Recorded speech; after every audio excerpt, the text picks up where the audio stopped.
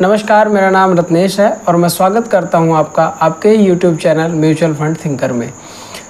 जब से सेबी ने कहा है कि small cap mutual fund over valued हैं और स्ट्रेस टेस्ट की बात हुई है, तब से लगातार जो भी मिलता है वो पूछता है कि क्या मार्केट से अब हमें सब कुछ बेच के निकल जाना चाहिए, क्या करना चाहिए, क्या एसआईपी रोक दें, लमसम बढ़ा दें, लमसम भी रोक दें, क्या मार्केट से पूरी तरह एग्जिट कर जाए। तरह तरह के सवाल लोगों के आते रहते हैं। तो मैंने सोचा कि क्यों ना एक ऐसी वीडियो बनाई जाए जिसमें ये देखा जाए कि क्या मार्केट स्मॉल कैप सच में ओवर वैल्यूड हो चुका है या स्मॉल कैप ओवर वैल्यूएशन के साथ साथ एक हाइप बनाई जा रही है। ये तो निश्चित तौर पे हम कह सकते हैं कि मार्केट में इस समय ओवर वैल्यूएशन है, ख़ास तौर पे स्मॉल कैप इंडेक्स में। लेकिन क्या इतना ज़्यादा है कि हमें सब कुछ बेच के निकल जाना चाहिए? इस ग्राफ से हम समझते हैं। अगर हम इसे ऐसे समझें कि 5 साल पहले निफ्टी स्मॉल कैप 250 इंडेक्स कहाँ पे था, तो हम देखेंगे कि शुरुआत हुई थी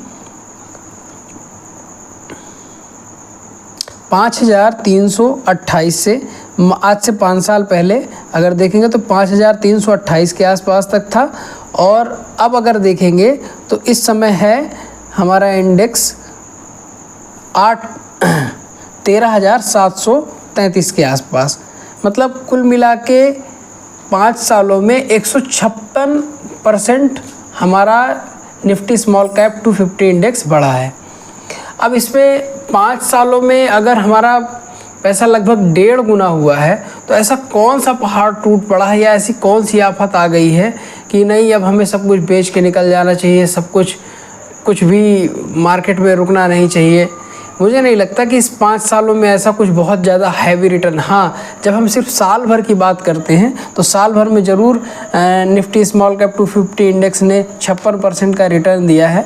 अब 56% रिटर्न एक बार देखने में तो बड़ी भारी रिटर्न लगता है, लेकिन 5 साल के अगर हमने सिनेरियो में इसे जज किया तो देखा कि 5 साल में इसने सिर्फ 156.37% का रिटर्न दिया है। अब ऐसे में ये कह देना कि मार्केट में सब कुछ ओवर वैल्यूएशन है और हमें एकदम निकल जाना चाहिए, मुझे तो ये किसी तौर पे किसी भी तरीके से समझ में नहीं आ रहा। हाँ, ये कर सकते हैं, हम थोड़ा सा कॉशियस हो सकते हैं, थोड़ा सा मार्केट में संभल के देख के इन्वेस्ट करें, कहाँ इन्वेस्ट कर रहे हैं कहाँ नहीं। अगर हम स्टॉक स्पेसिफिक इन्वेस्टमेंट कर रहे हैं तो उसकी तो बात नहीं करेंगे, लेकिन अगर हम स्मॉल कैप इंडेक्स में इन्वेस्ट कर रहे हैं या स्मॉल कैप म्यूचुअल फंड में इन्वेस्ट कर रहे हैं तो हम ये ज़रूर ध्यान देंगे कि हम अपनी कोई एसआईपी ना रोकें। लमसम लगभग धीरे धीरे अभी ज़्यादातर म्यूचुअल फंड ने रोक रखा है, लेकिन एसआईपी हम ना रोकें, एसआईपी चलने दें और एक एवरेजिंग की प्रक्रिया को डिस्टर्ब ना करें। हम अगर एक मार्केट सपोर्ट की बात करें इधर, तो अभी फ़िलहाल एक छोटा सपोर्ट हमें 12,000 निफ्टी स्मॉल कैप 250 इंडेक्स में एक छोटा सपोर्ट 12,000 के आसपास दिखाई पड़ रहा है। उसके बाद दूसरा एक बड़ा सपोर्ट हमें 8,700 के आसपास दिखाई पड़ रहा है। तो हालांकि अभी चुनाव का समय है तो मार्केट मुझे नहीं लगता कि 12,000 से नीचे जल्दी जाने की कोशिश करेगा, क्योंकि बहुत से ऐसे फैक्टर होते हैं कि चुनाव के समय मार्केट को इतनी जल्दी नीचे नहीं गिरने दिया जाता। फिर भी अगर किसी कारणवश कोई बहुत बड़ी ट्रेजेडी होती है या कोई बहुत बड़ी ऐसी बात हो गई कि मार्केट नीचे गिरा, तो ऐसे में 8,700 तक के आसपास भी मार्केट जा सकता है। हाँ, लेकिन अब कब जाएगा नहीं जाएगा ये भविष्य में देखने को मिलेगा हमें। सेबी के कहने पर एएमसी सभी एमसी के स्ट्रेस टेस्ट कराए गए, जिसमें स्मॉल कैप में अलग अलग रिज़ल्ट आए। स्ट्रेस टेस्ट के बेस पे कितने दिनों में हम अपना 25% होल्डिंग सेल करने पे कितने दिन में अपना पैसा पा सकते हैं, या 50% होल्डिंग सेल करने के बाद हमें कितने दिनों में हमारा पैसा हमारे अकाउंट में आ जाएगा, इसकी लिस्ट हम आपके ये स्क्रीन के सामने हैं। इसमें अगर देखेंगे तो Nippon India small cap fund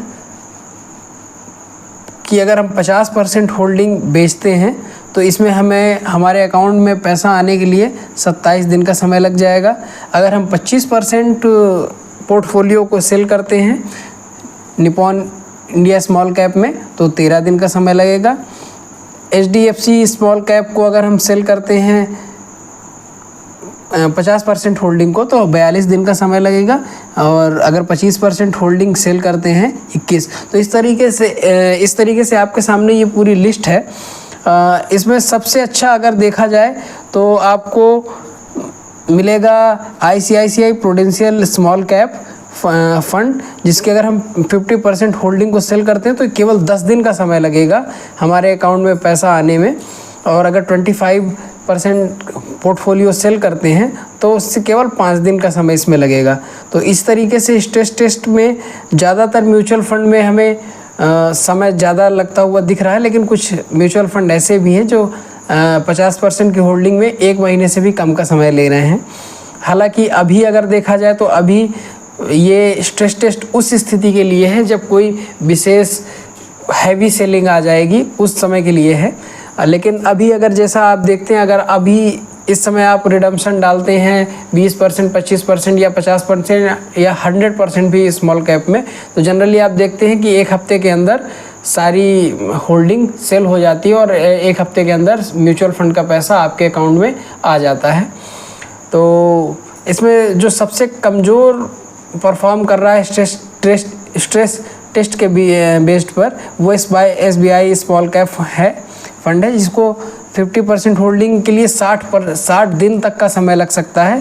इसी तरह से आपके HDFC स्मॉल कैप फंड है जो 50% होल्डिंग में आपका 42 दिन तक का समय ले सकता है। तो ये रही सेबी द्वारा कंडक्ट कराए गए स्ट्रेस टेस्ट की रिपोर्ट। ये वीडियो सिर्फ एजुकेशनल पर्पज़ के लिए है, इसे वित्तीय सलाह न समझी जाए। अपना इन्वेस्टमेंट करने के लिए अपने वित्तीय सलाहकार से संपर्क करें। धन्यवाद। आपसे एक निवेदन भी है, वीडियो को लाइक करें और हमारे चैनल को सब्सक्राइब करें, साथ ही अपने दोस्तों के बीच शेयर करें। धन्यवाद।